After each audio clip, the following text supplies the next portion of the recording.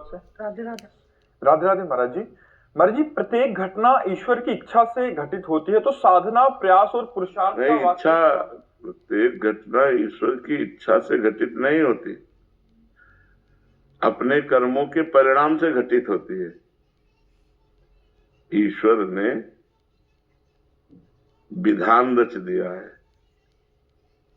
जो जस करे तास फल चाखा, कर्म प्रधान विश्व रचि राखा, जो जस करे तास फल चाखा।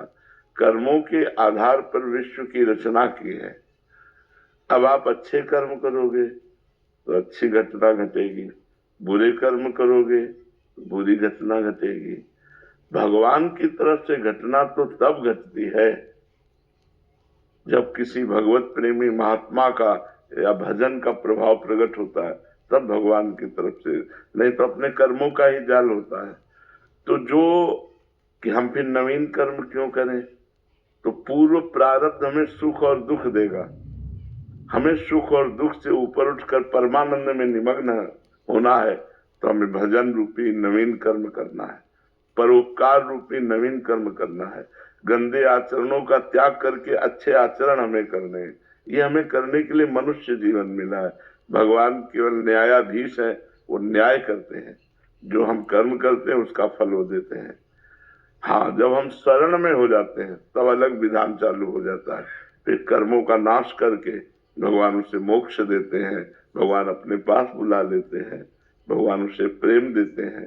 पर जब तक हम भगवान से विमुख हैं तब तक कर्म के जाल में फंसकर पाप कर्म का फल दुख और पुण्य कर्म का फल सुख और विविध योनियों में जन्म मरण, ये चक्र चलता रहता है।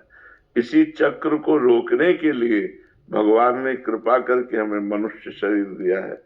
अब इस शरीर में आकर ऐसी प्रमाद स्थिति आ जाती है, भूल हो जाती है कि हम अपने कोई स्त्री या पुरुष मानकर बस शरीर सुख के भोग, खान पान, देखना सुनना, भोगना, इसी में पूरा जीवन व्यतीत कर देते हैं। जो हमारा लक्ष्य था कि मनुष्य जन्म पाकर हम भगवान का भजन करके इस माया में संसार चक्र से मुक्त हो जाएंगे, वो हम कर नहीं पाते। फिर अगला जन्म हमें पशु पक्षियों का क्या मिले। 84 लाख योनियों में एक मनुष्य योनि है, वो कहा सब जीव जंतु, सब पशु पक्षी, कीड़ा मकोड़ा, क्या सब, इनमें सब में हमें जाना होगा। अगर हम मनुष्य जन्म को सुधार ना पाए तो इनमें हमें जाना होगा। इसलिए हम मनुष्य जन्म को सुधारें। भगवान की कृपा से हमें मनुष्य जन्म मिला है। हम नाम जप करें, सुख में अभिमान न करें और दुख में विषाद न करें। दुख को झेलने की सामर्थ्य नाम जप से आएगी। जितना राधा राधा राधा नाम जप करोगे उतने आपका हृदय पुष्ट होगा। या जो जहाँ जुड़ा हुआ है अपने, मान लो कोई राम राम जप रहा है, कोई वाहेगुरु जप रहा है, वो सब एक ही परमात्मा के विविध नाम है। अपने अपने गुरु प्रदत्त नाम का जप करे, उसी जप से हृदय मजबूत होता है, जो बड़े से बड़े कष्ट को हम सह करके धर्म पूर्वक चल सकते हैं।